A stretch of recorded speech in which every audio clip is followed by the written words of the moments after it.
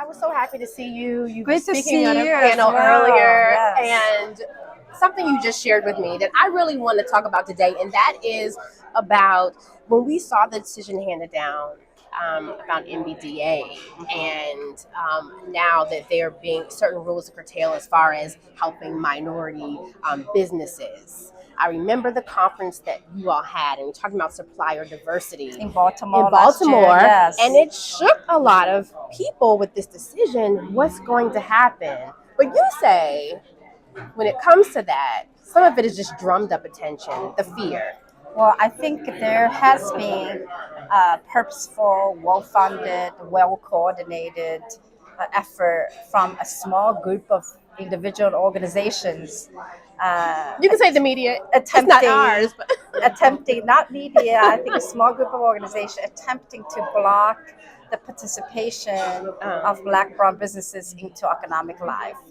And, we work with the corporate members, and I believe the majority of our corporate partners believe that the economic value of supply diversity and the business diversity, that there's a huge economic value of utilizing minority businesses in their supply chain, and a huge economic value utilizing Black, brown people as their employee base, because they need a choice in their absolutely. supply chain, and they need a choice in the workforce. And when minority populations becomes a new majority of the country, who do they go to? Absolutely. So Absolutely.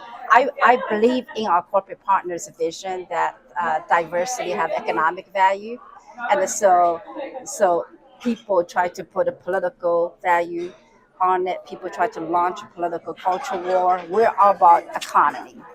And I'm glad you said that because the numbers prove that. The numbers prove that there is power in diversity. The numbers show even that people are making more, companies are doing better. So it's crazy that people would try to push a different message, but we know what that is about, and we have to break down these systematic barriers. You set an aggressive goal. Stepping into this organization, what is that goal, and do you feel like you'll still be able to? 1 trillion we put out there. So the story was when I first came in as the CEO of National Minority Supply Development Council, we did a baseline study, economic impact study for minority businesses. At the time, it reported $261 billion in annual revenue for all NMSDC certified MBEs. And so people are like, wow, let's celebrate. What Yeah. a huge number. But if you think about it, 261 billion is only little over 1% of our GDP.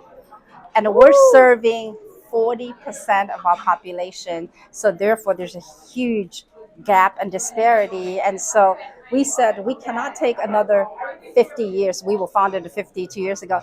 We're not going to take another 50 years to cover the same distance. So in order to accelerate it, we need to set, I call it a BHAG goal, big, hairy, audacious goal. No. So we got a $1 trillion goal out there, and has been a little over 2 years. So we measured last year, we realized 26% year-over-year growth, and we just released our 2023 Minority Business Economic Impact Study, and it showed another double-digit growth. Now we're at $363 billion. Yes. And so if this trend Wow. continues, we can get to 1 trillion for NMSDC certified MBEs by 2030. Oh, that's So it's amazing. achievable. It is achievable. Lastly, I'm gonna have you close with this. What is the message that you have to suppliers, to contractors who are trying to figure out what to do as we are in this heightened political climate? What is the advice that you have for them? My advice to minority entrepreneur is be the best and go compete. And it's not handouts. Our work is enable you all to compete and be the best in the corporate supply chain and government contracting. So stay the course. Thank you so much. You are always welcome at the American Urban Radio Thank you. Network. I appreciate you.